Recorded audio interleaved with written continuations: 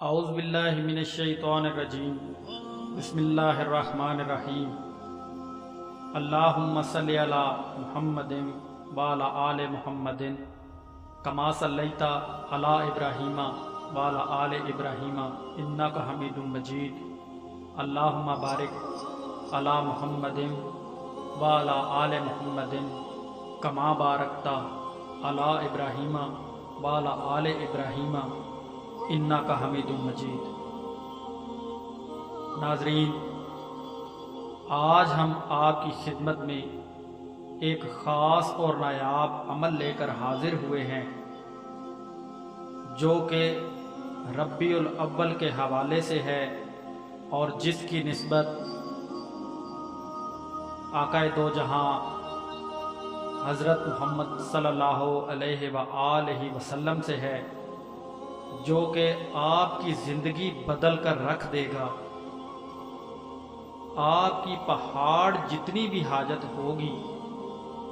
تو اللہ کے کرم سے اور نبی کریم صلی اللہ علیہ وآلہ وسلم کے صدقے سے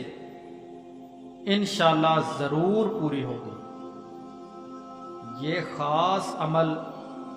خطیب کعبہ کا ہدیہ کرتا ہے،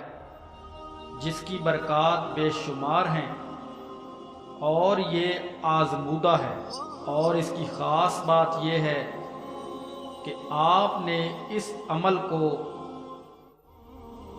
چند منٹوں کے لیے صرف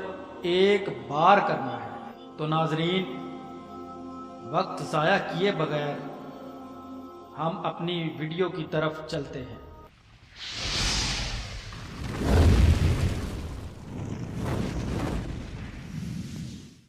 ناظرین، کرنا آپ نے یہ ہے کہ 12 ربیع الاول کے دن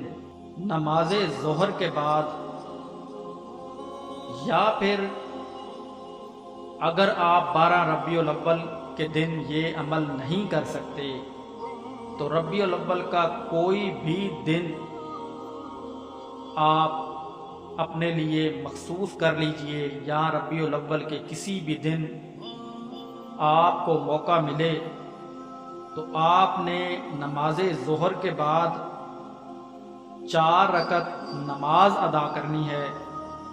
جس میں 4 مرتبہ سورہ اخلاص یعنی قل هو اللہ احد کی تلاوت کرنی ہے، اور نماز ختم کرنے کے بعد اس کا ثواب نبی کریم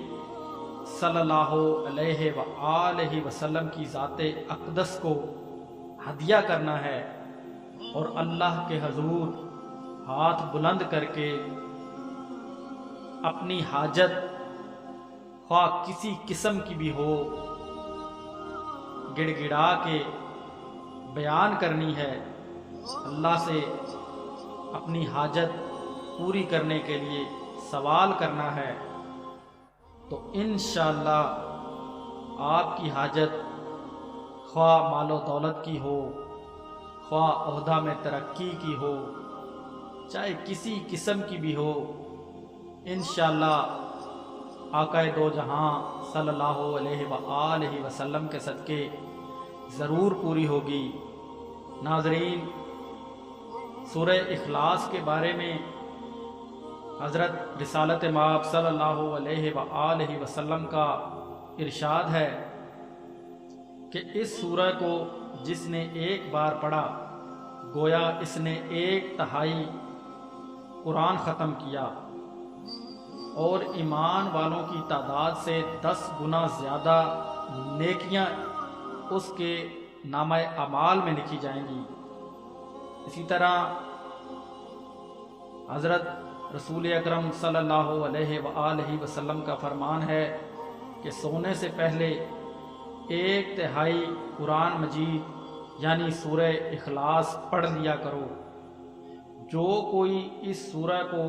1 مرتبہ پڑھے گا اس پر برکت نازل ہوگی، جو 2 مرتبہ پڑھے گا اس کی اولاد پر برکت نازل ہوگی،